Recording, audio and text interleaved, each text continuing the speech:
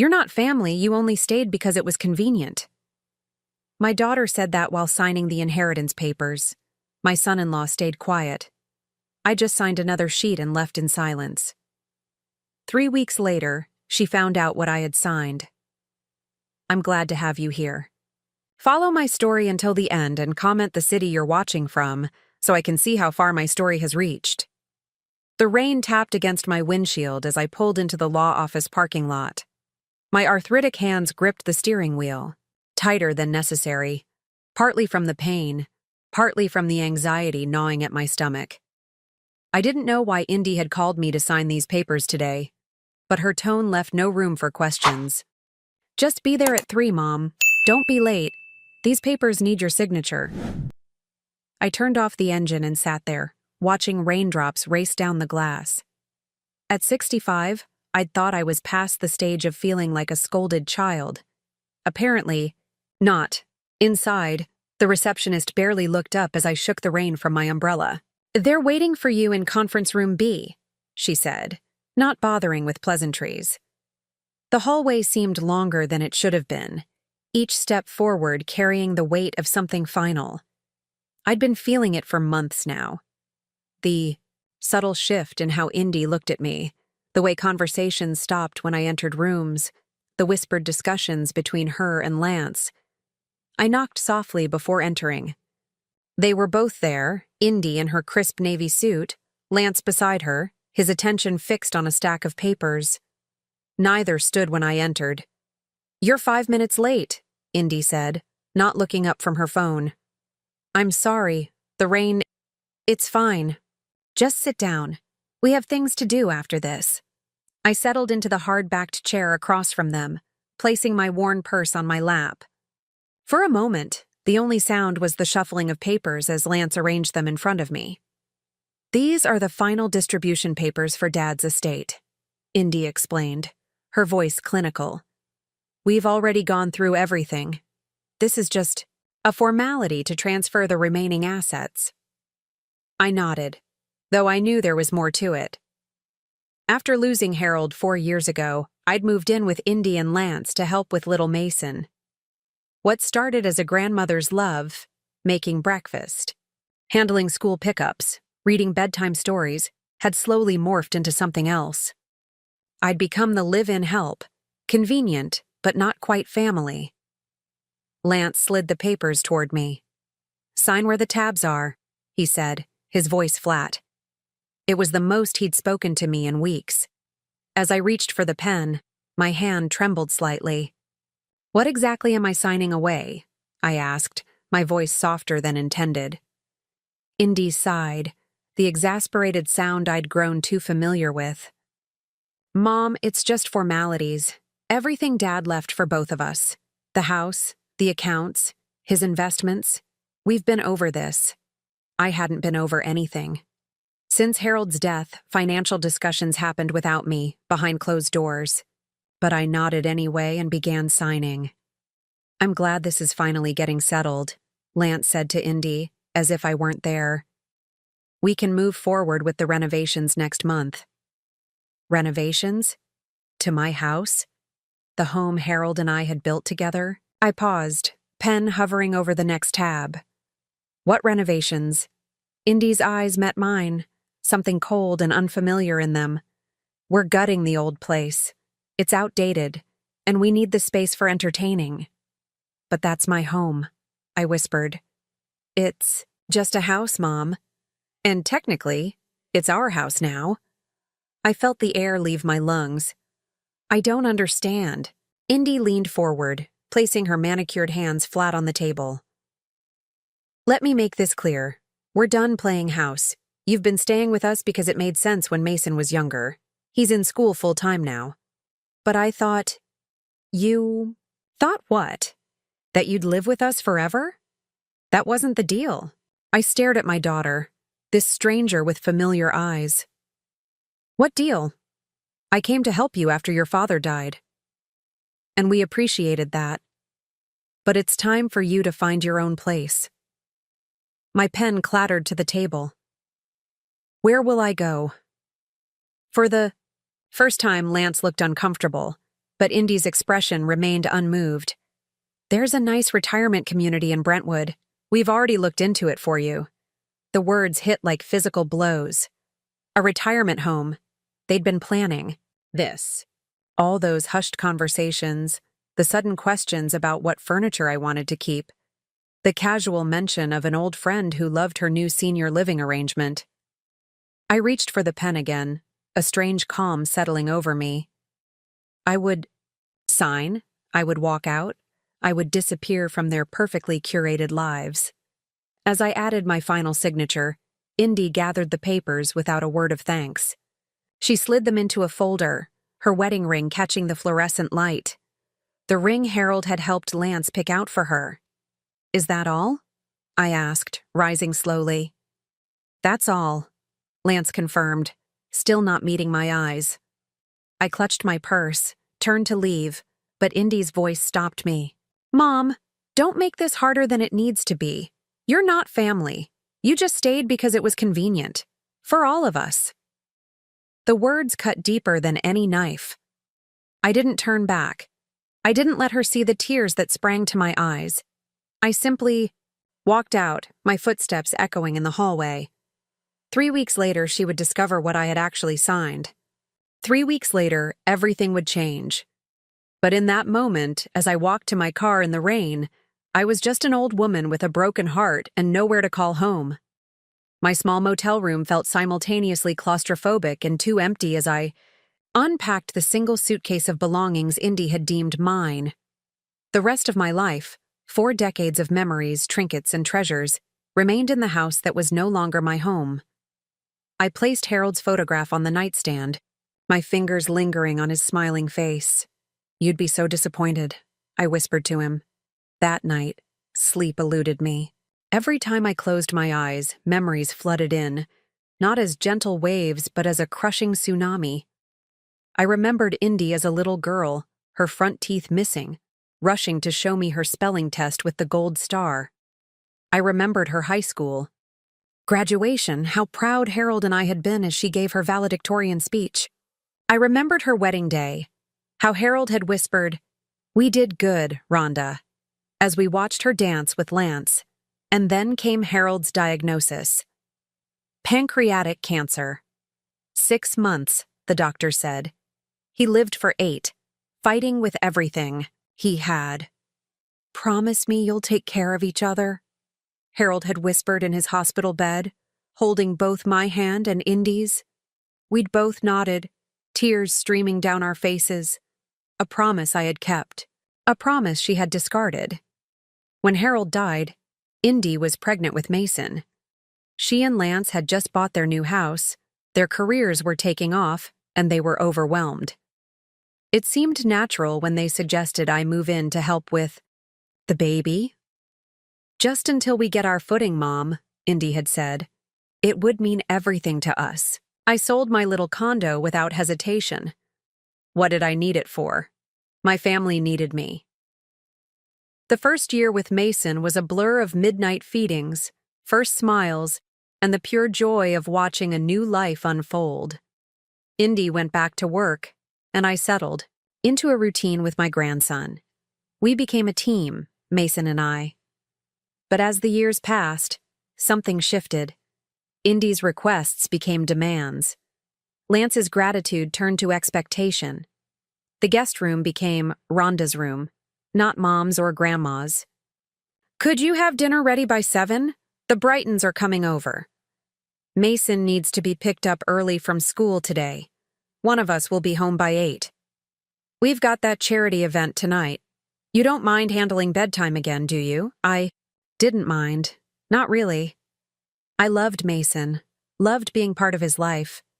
But slowly, invisibly, I was being erased. From mother to nanny, from family to staff. There was the Christmas party when I overheard Indy introducing me to her colleagues. "This is Rhonda, she helps us with Mason." Not my mother. That stung. Then came Mason's school events, where Indy would arrive late, take over with a bright smile, graciously thanking me for filling in as if I were hired help, not his grandmother. The morning light was creeping through, The thin motel curtains before I finally drifted off, exhaustion overcoming heartache. I woke to a pounding on my door. Disoriented, I fumbled for my glasses and checked the time. 10:37 a.m. I never slept this late. Mrs. Keller? You need to check out by 11 if you're staying another night. A gruff voice called through the door. Yes, thank you. I'll be down shortly, I called back, my voice scratchy from crying and lack of sleep. I dressed slowly, my joints protesting more than usual, age or heartbreak. It was hard to tell the difference sometimes. As I gathered my meager toiletries from the bathroom, my phone rang. Indy's name flashed on the screen. My heart leaped traitorously. Had she changed her mind? Was she calling? To apologize? I answered, trying to keep the hope from my voice. Hello? Mom, where are you? Her tone was all business. At the Gateway Motel on Lexington. A motel? Good grief. Why didn't you go to Aunt Patricia's? Patricia lived 3 hours away and hadn't spoken to me since Harold's funeral, when she accused me of monopolizing the sympathy. Indy knew this. I needed somewhere close, I said simply. Whatever. Listen, I need Mason's vaccination records for camp. Where did you put them? Not, how are you? Not, are you okay? Just another demand. In the filing cabinet in the study. 3rd drawer, blue folder. Great, thanks. She paused. So, have you thought about Brentwood Acres? They have an opening next month, the retirement home. As if I had been considering it rather than having it thrust upon me.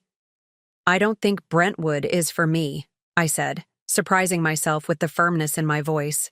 Mom, don't be difficult. It's a nice place. They have activities and people your age.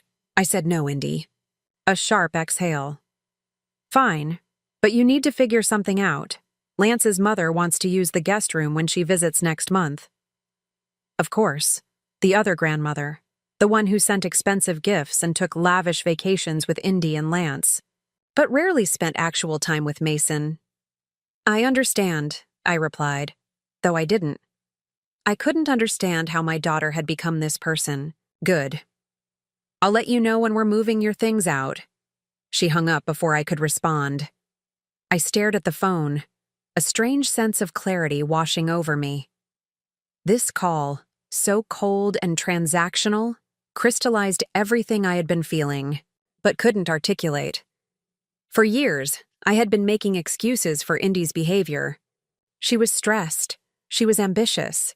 She had so much on her plate. But the truth was simpler and more painful. She simply didn't value me anymore. I sat on the edge of the motel bed, Harold's photograph in my hands. I kept my promise, I told him. I took care of her, but she's not taking care of me. My eyes fell on my battered leather purse, where the copy of yesterday's paperwork sat. The documents I had signed so obediently. The papers I had subtly altered with a single checked box before signing. A small act of self-preservation that Indy and Lance, in their rush and arrogance, had missed completely. In 3 weeks, when the processing was complete, they would discover what I had done. Not out of malice, but out of necessity.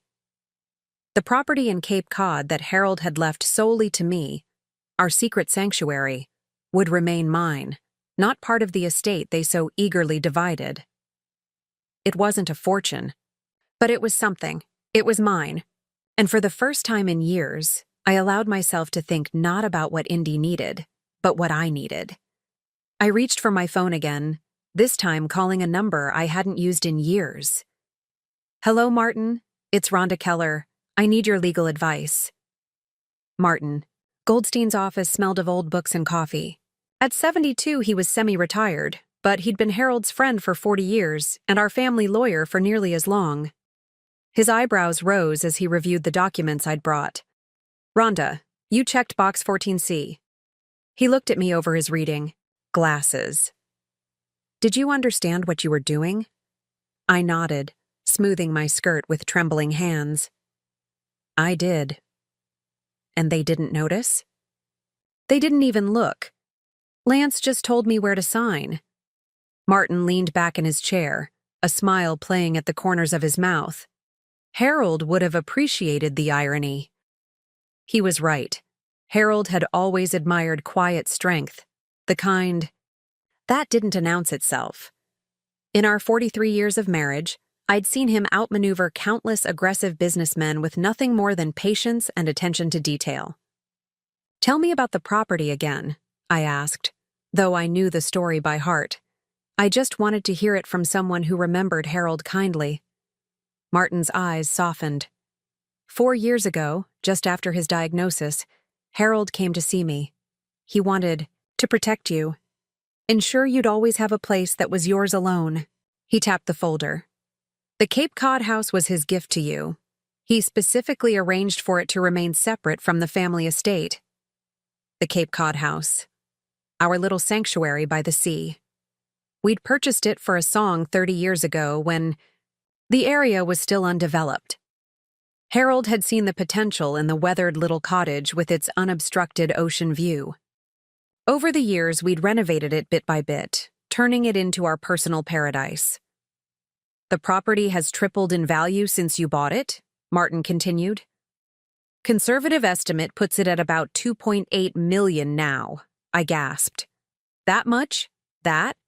Area has exploded in the last decade. Plus, Harold made some smart investments with the rental income. There's a sizable account attached to the property." A strange sensation washed over me. Not quite joy, not quite vindication, but something in between. For years, Indy and Lance had treated me as financially dependent on them, conveniently forgetting that I had supported them countless times. "When will they find out?" I asked. 3 weeks, give or take. When the estate finalization goes through, they'll realize the Cape Cod property wasn't included. Martin paused. "Rhonda, they're going to be angry." I smiled sadly. "They're already angry, Martin. They just don't know it yet." The next day, I checked out of the motel. Martin had insisted I stay in his guest house until I figured out my next steps. "Marjorie would have my head if she knew I let you stay in that flea trap," he'd said, referring to his late wife. The guest house was a charming little cottage behind his main home, with a small garden and enough privacy to think clearly. For the first time in days, I spent the morning calling the few friends I'd managed to maintain despite Indy's subtle disapproval. Most were shocked to hear what had happened. "But why would they do that?" my friend Dorothy kept asking. "After everything you've done for them?" I had no answer. Or rather, I had too many. Greed. Entitlement.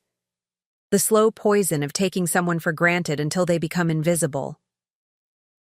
On the 3rd day at Martin's, I found myself sorting through the single suitcase of belongings I'd managed to take with me. At the bottom, wrapped in a scarf, was a small leather-bound book, Harold's journal. He'd given it to me on his last Christmas, his handwriting shaky but determined. "Read it when you need to remember us," he'd whispered. I'd never opened it, too afraid of the grief it might unleash. But now, sitting in the quiet of Martin's garden, I felt ready. I needed Harold's voice, his wisdom. The first entry was dated shortly after his diagnosis. September 15th, 2019. Rhonda doesn't know I've seen through Indy's plan. Our daughter has always been clever, but she thinks I don't notice how she's already rearranging our lives, making decisions about Rhonda's future. I've always been proud of Indy's ambition, but I fear it's hardened her heart. I spoke with Martin today about protecting Rhonda. The Cape Cod house will be her security, her escape, if needed. I've arranged everything to keep it separate from the main estate. Indy won't know until it's too late to contest. I hope I'm wrong about our daughter. I hope that when I'm gone, she'll show Rhonda the love and respect she deserves. But I've seen the coldness in her eyes when she thinks no one's looking. How she speaks to her mother when I'm out of the room. Rhonda believes the best in everyone, especially her children. It's her greatest strength and her greatest vulnerability. She won't see this coming until it's too late. I closed the book, tears streaming down my face. Harold had known. All along, he had seen what I couldn't bear to acknowledge. That Indy had been planning to discard me for years. The next entry confirmed my fears. December 3rd, 2019 overheard Indy and Lance talking about elder care options for Rhonda after I'm gone. Not about bringing her to live with them, but about facilities where she wouldn't be lonely. As if warehousing my wife would be doing her a favor. I confronted Indy. She claimed they were just exploring all possibilities. The look in her eyes when she thought I wasn't watching told a different story. She sees her mother as a burden, an obligation to be managed. I've added more to Rhonda's separate account. Martin has the details. The Cape House isn't just a property. It's her independence. Page after page revealed Harold's quiet battle to secure my future, his growing concern about Indy's character, his love for me shining through every word. In his final entry, written just days before he died, Harold seemed at peace. April 28, 2020, everything is in place for Rhonda. The Cape House, the accounts, all secured in her name only. Indy doesn't suspect a thing. My greatest regret is leaving Rhonda to face what's coming alone. But she is stronger than she knows. When the time comes, she'll find that strength. I've loved her since we were practically children. She deserves so much better than what Indy is planning. I hope someday our daughter realizes what she's throwing away. Not just her mother's love, but her own capacity for compassion. Rhonda, if you're reading this, remember, you were always enough. More than enough. And you deserve a life filled with the same kindness you've given others. Don't let them convince you otherwise. I closed the journal, clutching it to my chest as the sun began to set over Martin's garden. For the first time since that awful day in the lawyer's office, I felt something other than grief and betrayal. I felt ready. The ringing of my phone shattered the morning quiet of Martin's garden. I didn't need to check the caller ID. The specific tone I'd set for Indy years ago blared through the peaceful space. Exactly 3 weeks had passed since that day in the lawyer's office. I took a deep breath and answered, "Hello, Indy." "What the hell did you do?" Her voice was ice and fire simultaneously. I set down my tea, surprising myself with how steady my hand was. "I believe you'll need to be more specific." "The Cape Cod property. It's not in the estate paperwork. The lawyer said you checked some box that kept it separate." "Box 14C, I said calmly. "You knew exactly what you were doing." She was practically screaming now. "You deliberately tricked us." The accusation might have wounded me a month ago. Now, it almost made me laugh. I signed documents I was asked to sign. If you and Lance had bothered to review them properly, you might have noticed. "This is theft." "No, Indy, it's mine. The Cape House was always mine. Harold left it to me specifically, separate from the estate. He made sure of it. Dad would never—" "Your father knew exactly what he was doing," I interrupted, surprising myself with my firmness. "He saw how you were treating me, even before he died. He wanted to make sure I was protected." The silence on the other end stretched for several seconds. "We're coming over," she finally said. "Where are you staying?" I hesitated. Part of me wanted to refuse, to keep my sanctuary private. But another part, perhaps the stronger part, wanted to face her, to stand my ground. "I'm at Martin Goldstein's guest house." "The old lawyer? Why would you—" "Never mind. We'll be there in an hour." The call ended abruptly. I sat motionless for several minutes, processing what had just happened and what was about to happen. Then I called Martin. "They're on their way," I told him. "Just Indy and Lance, I think." "Do you want me to be there?" he asked, concern evident in his voice. "No, I need to do this myself." I paused. "But maybe stay nearby." "I'll be in the main house. Just shout if you need me." I used the next hour to prepare myself, not just emotionally, but physically. I showered, styled my hair, and put on my favorite navy dress, the one Harold always said made my eyes shine.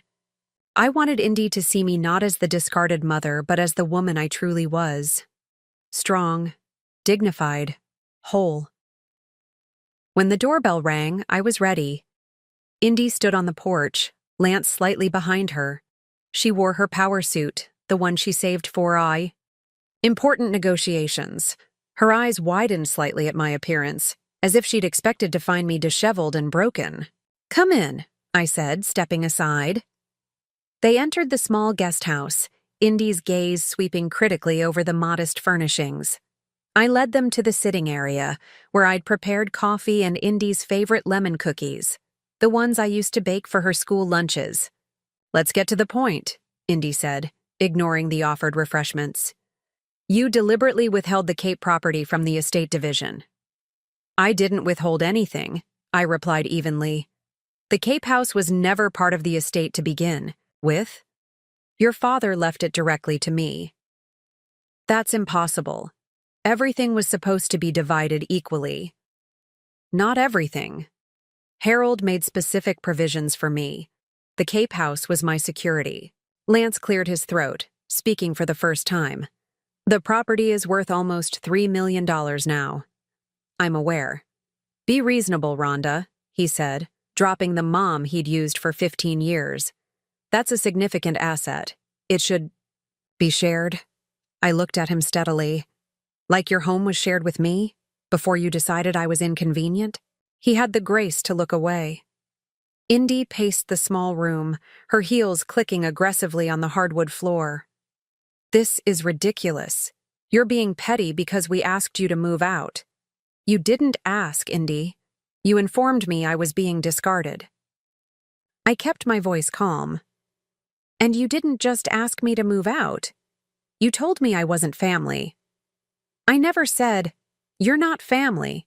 You just stayed because it was convenient." "Those were your exact words." Her mouth opened, then closed. For a brief moment, something like shame flickered across her face. "I was upset," she finally said. "But that doesn't change the fact that you deliberately deceived us about the Cape house." "No, I simply protected what was rightfully mine, just as your father intended." Lance leaned forward, adopting his negotiation posture. "Look, we can work something out. Sell the property and divide the proceeds. That would be fair." "Fair?" The word tasted bitter on my tongue. "Was it fair when I sold my condo to move in? With you? When I spent 5 years raising your son while you built your careers?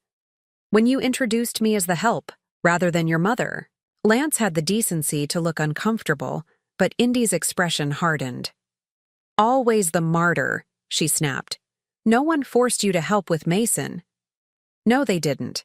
I helped because I love him, because that's what family does. And now you're punishing us by keeping the Cape house." I took a deep breath. "I'm not punishing anyone, Indy. I'm simply taking care of myself since you've made it clear you won't." A sudden noise from outside drew our attention. Through the window, I could see Mason riding his bike in Martin's driveway, with Martin pretending to chase after him. The boys' laughter floated through the open window. "Is that—" Indy stood abruptly. "You've been seeing Mason behind our backs?" "No. He's here with Martin. It's the first time I've seen him since I left." Indy moved to the window, watching her son play. For a moment, her expression softened. "He's been asking about you," she admitted reluctantly. "Wants to know when Grandma's coming home." The words pierced my heart. "What did you tell him?" "That you needed some time to yourself." She turned back to me. "What was I supposed to say? That we kicked you out?" "You could have told him the truth. That you decided I wasn't needed anymore." Lance stood, joining Indy at the window. "Look, this is getting us nowhere. The fact is, we need to resolve the property issue." I squared my shoulders. "There is nothing to resolve. The Cape house is mine. Your father ensured that." We could contest it, Indy threatened. Take it to court. You could try, I agreed. But Martin has all the documentation showing it was Harold's explicit wish. Plus, you signed the papers too, Indy. Her face flushed with anger. This isn't over. Actually, it is. I stood, signaling the end of our conversation. I've given you both 15 years of unwavering support. I've loved your son as my own. I never complained, never asked for recognition, and when you decided I was disposable, I left without a fight. I walked to the door and opened it. The Cape House is non-negotiable. It's my home now, my sanctuary, just as Harold intended. Indy stared at me, her expression a mixture of rage and something else, perhaps respect or simply surprise at my newfound backbone. Mason misses you, she said abruptly. He cries at night. The words were like a knife to my heart, but I refused to be manipulated. He's welcome to visit me. I'm still his grandmother, even if you've decided I'm not your mother. And where exactly? Will he visit you? Here? In this? Guest house? No, I said, my decision crystallizing in that moment. At the Cape House. I'm moving there next week. Indy's mouth fell open. You can't be serious. It's 3 hours away. I'm very serious. It's my home now. Lance placed a hand on Indy's arm, guiding her toward the door. We should go. As they stepped onto the porch, I called after them. Tell Mason I love him. That will never change, regardless of what's happened between us. Indy paused, not turning back. This isn't what Dad would have wanted. I smiled sadly, though she couldn't see it. Actually, Indy, it's exactly what he wanted. He knew me better than anyone, and he knew you too. They walked away without another word, straight-backed and rigid. Through the window, I watched as they approached Mason, who was still riding circles, around Martin. The boy spotted his parents and quickly abandoned his bike, running to them with open arms. But before he reached them, he turned and waved enthusiastically at me through the window. I waved back, tears stinging my eyes. This wasn't the end. It was just the beginning. The Cape Cod house was exactly as I remembered, and entirely different at the same time. The weathered blue shutters, the creaking front porch, the way light danced across the hardwood floors in the afternoon. All this remained unchanged. But now, without Harold's booming laugh filling the rooms or his reading glasses perpetually misplaced on various surfaces, the house felt both hollow and full of possibilities. It had been 2 weeks since I'd moved in. 2 weeks of reacquainting myself with solitude, of learning to hear my own voice again without the constant background noise of other people's expectations. I was arranging wildflowers in Harold's favorite vase when the phone rang. Unknown number. I considered letting it go to voicemail, then changed my mind. Hello? Mrs. Keller? A man's voice, hesitant. It's Lance. My hand tightened around the receiver. Lance, this is unexpected. I know. He paused. I'm in town, near you, in Cape Cod. Why? I have a conference in Boston. I drove down to. I don't know why I'm here, honestly. He sounded different somehow, less confident, more human. Could we talk? In person? My first instinct was to refuse, to protect the sanctuary I'd created. But something in his voice gave me pause. There's a coffee shop called Seabreeze on Main Street. I can meet you there in 30 minutes. Thank you, he said, and I could have sworn he meant it. Seabreeze was quiet for a Saturday, just a few tourists lingering over late lunches. I spotted Lance immediately, sitting at a corner table, staring into a mug as if it contained answers to questions he hadn't yet asked. He stood when he saw me, awkwardly pulling out a chair. Thank you for coming. I sat, studying him. He looked tired, the polished corporate facade cracked enough to show the strained man beneath. Why are you here? Lance? He twisted his wedding ring, a nervous habit I'd noticed years ago. I've been doing a lot of thinking since we last spoke. About what you said. About how we treated you. I waited, unwilling to make this easier for him. Mason cries for you every night, he continued. He doesn't understand why you're gone. And what have you told him? Lance looked genuinely pained. Nothing that makes sense, not even to me anymore. He took a deep breath. The truth is, I'm here because I need to apologize.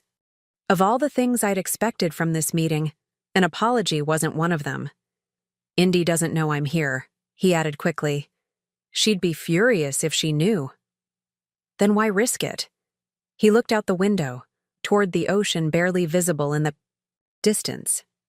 Because I can't sleep. Because every time I look at Mason, I see the hurt in his eyes. Because I stood by while Indy treated you like you were disposable, and I know it was wrong. I sipped my coffee, giving myself time to process his words. It wasn't just Indy, Lance. You were complicit. He nodded, accepting the accusation. I was. I let it happen because it was easier. Because confronting Indy is. He trailed off. Difficult. I finished for him. She's always been strong-willed. That's a charitable way of putting it. He gave a rueful smile. She's become. I don't know how to describe it. Cold. Calculating. Not just with you. With everyone.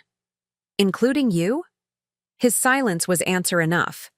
Mason asked me yesterday if we could visit you, he said after a moment. I didn't know what to say.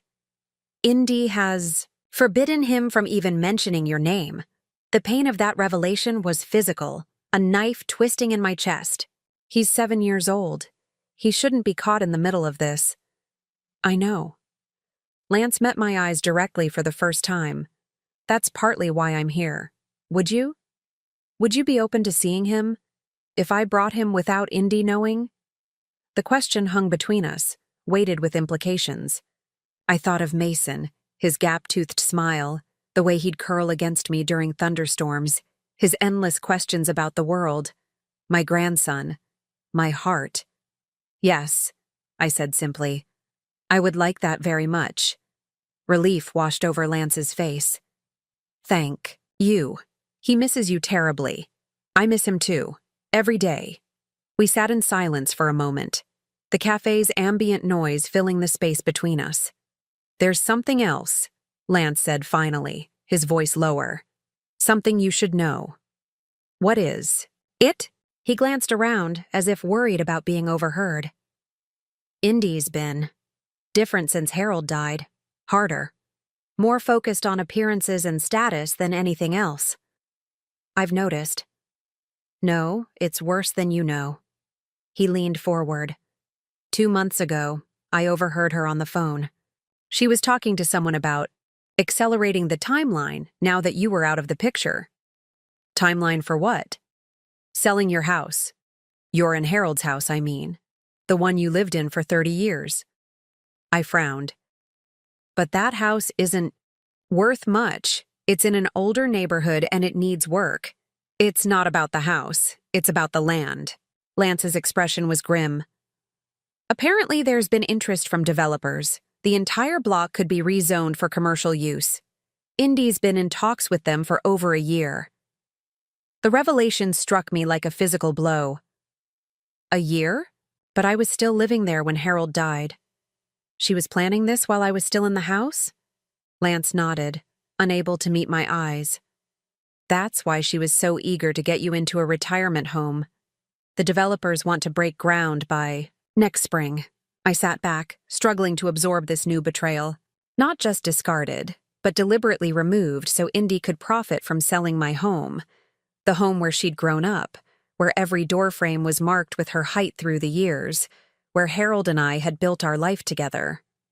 I'm sorry, Lance said quietly. I should have told you sooner. I didn't know how. Why tell me now? He looked troubled. Because it's wrong.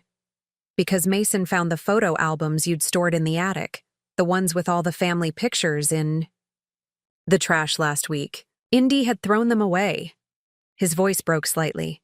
He was crying, trying to pull them out, And she just told him they were garbage, that we needed to declutter before the move. I closed my eyes, imagining Mason's confusion and distress. When I opened them again, Lance was watching me with something like respect. "You're stronger than all of us, Rhonda. You always have been. I see that now." "Not stronger, just older. I've had more practice at survival." He smiled sadly. "Would next Saturday work? For bringing Mason?" I could tell Indy I'm taking him fishing. I nodded, surprising myself with the surge of joy that rose in my chest. Yes, Saturday would be perfect. As we parted outside the cafe, Lance hesitated, then said, "Harold would be proud of you, standing your ground, finding your voice." The unexpected kindness brought tears to my eyes. "Thank you for saying that." I watched him walk away. This man, I'd thought I knew. This person who was slowly revealing himself to be more complex than I'd realized. Not a hero, certainly not blameless, but perhaps not entirely a villain either. On the drive home, I found myself wondering about second chances. Not for Indy, some wounds cut too deep for easy healing, but for the fractured pieces of family that remained. For Mason. For myself. Perhaps even, in some limited way, for Lance. The horizon stretched before me, endless and blue, as I turned onto the coastal road that led to my house. My house, my life, my terms. For the first time in years, I felt the stirrings of genuine hope. Saturday morning dawned clear and bright, the kind of September day that feels caught between seasons. Summer's warmth lingering in the air while autumn's crispness waits just around the corner. I'd been up since dawn, unable to contain my anticipation. Mason was coming today. I'd spent all week preparing, baking his favorite chocolate chip cookies, setting up the spare bedroom with colorful quilts, and a nightlight, just in case, and clearing a space on the beach for the kite I'd bought him. I wanted everything to be perfect, even though I knew what mattered most was simply being together again. At 10 o'clock sharp, a car pulled into the driveway. I watched from the window as Lance helped Mason out of his booster seat. The boy looked around curiously, taking in the weathered shingled house and the ocean just visible beyond the dunes. Then he saw me at the window. His face transformed, breaking into a smile so radiant it brought tears to my eyes. He broke free from Lance's hand and ran full tilt toward the porch, nearly stumbling in his haste. I threw open the door just as he reached the steps, and then he was in my arms, his small body crashing into mine with the force of a tiny hurricane. "Grandma! Grandma! You're here!" I held him tight, breathing in the familiar scent of his hair, still baby sweet at 7, mixed with the faint traces of the citrus shampoo he'd always insisted on. "I'm here, sweetheart. I've missed you so much." "I missed you too," Mom said. "You went away, but I knew you wouldn't leave without saying goodbye." My heart clenched at the innocent faith in his words. Over Mason's shoulder, I met Lance's eyes. He stood awkwardly by the car, hands in his pockets, worry etched across his face. I beckoned him closer. "Come in, both of you." The morning passed in a blur of joy. Mason explored every corner of the house, exclaiming over the shells I'd collected. The view from the upstairs window, the wooden sailboat Harold had carved years ago. He chattered endlessly, filling me in on everything I'd missed. His loose tooth, the science project he'd won an award for, the new friend at school who could do perfect cartwheels. Lance stayed mostly quiet, watching us with a complicated expression. When Mason ran outside to fly his new kite, Lance finally spoke. "I haven't seen him this happy in months." I nodded, watching through the window as Mason's kite caught the wind, soaring high above the dunes. Children are resilient, but they notice more than we give them credit for. "Indy's pushing for private school next year," Lance said suddenly. "In Connecticut, it would mean boarding during the week." Boarding? At 8 years old? I couldn't hide my shock. "That's awfully young." "I know. I've tried to talk her out of it, but she's convinced it's the best way to ensure his competitive edge. He made air quotes around the words, his distaste evident. We fell silent, both watching Mason as he ran along the beach, the kite dancing above him. I've been thinking about what you said, Lance continued after a moment. About how we treated you. About the kind of family we've become. He took a deep breath. I'm not proud of the role I played. Why did you let it happen? I asked quietly. It was the question that had haunted me for years. He considered his answer carefully. At first, it was easier to go along with Indy, to convince myself she knew best. Then it became habit, and after a while. He shook his head. After a while, I think I was afraid of her. The admission hung in the air between us, raw and honest. She's not the person I married, he added softly.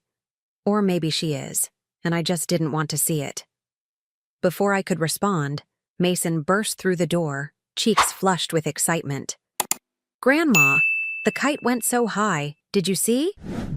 I did. Sweetheart, you're a natural kite flyer. Can we have cookies now? Dad said you made cookies. I laughed, grateful for the interruption. Some conversations weren't meant for young ears. We certainly can. And afterward, how would you like to help me collect shells for that special jar I showed you? Mason's enthusiastic yes seemed to lighten the atmosphere, pushing back the shadows of our previous conversation. The afternoon passed pleasantly. We walked the beach, collected perfect scallop shells, built a sandcastle complete with moat and drawbridge, and returned to the house sandy and content. After dinner, macaroni and cheese, Mason's favorite, Lance reluctantly looked at his watch. We should head back soon. We told your mom we'd be home before dark. Mason's face fell. Can't we stay longer? Please, Dad? Lance and I exchanged glances over Mason's head. Not today, buddy, Lance said gently. But maybe we can come back soon. Promise? Mason looked between us, his eyes big and hopeful. I promise, Lance said firmly, surprising me with his conviction. As they prepared to leave, Mason hugged me tightly. I don't want to go? I knelt to his level, holding his small hands in mine. I know, sweetheart, but you can call me anytime, and I'll be right here, waiting to see you again. Mom threw away our pictures, he said suddenly, his voice small. The ones of you and Grandpa.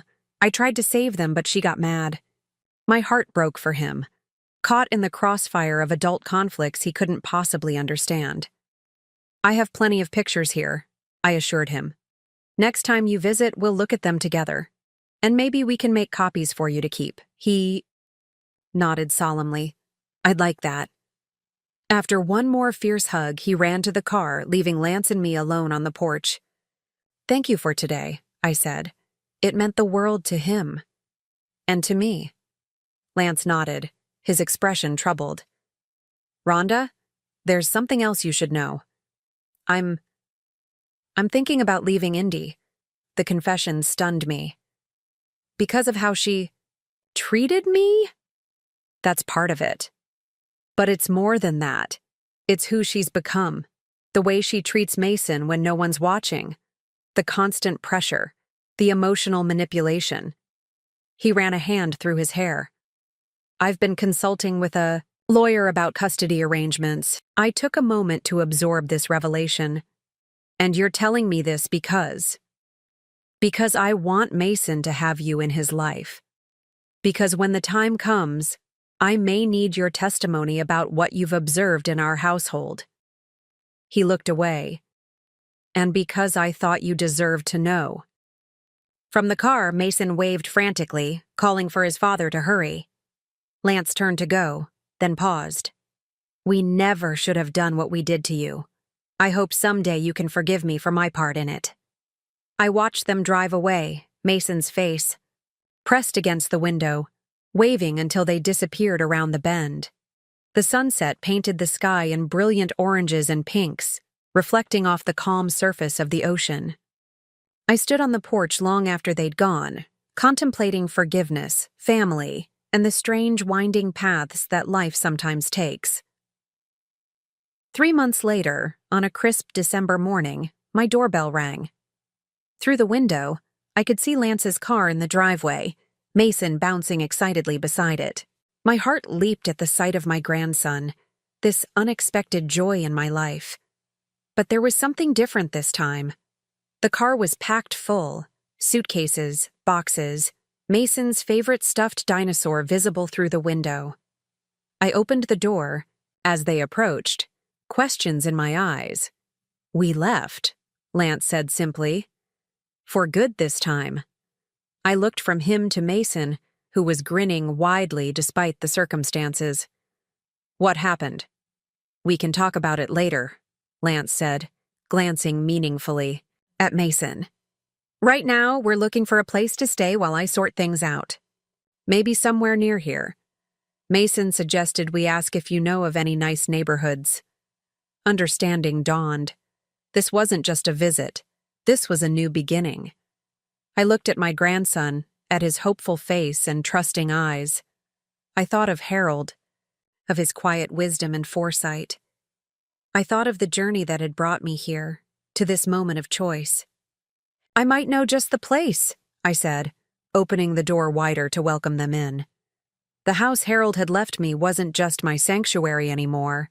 It was becoming what it was always meant to be, a home filled with love, second chances, and the quiet, strength that comes from choosing kindness over bitterness, even when the path is difficult. As I helped Mason carry his backpack inside, I caught a glimpse of the ocean through the window, vast and changeable and beautiful, like life itself. Like the future stretching before us, unwritten and full of possibility. Now I'm curious about you who listened to my story. What would you do if you were in my place? Have you ever been through something similar? Comment below, and meanwhile, I'm leaving on the final screen 2 other stories that are channel favorites, and they will definitely surprise you. Thank you for watching until here.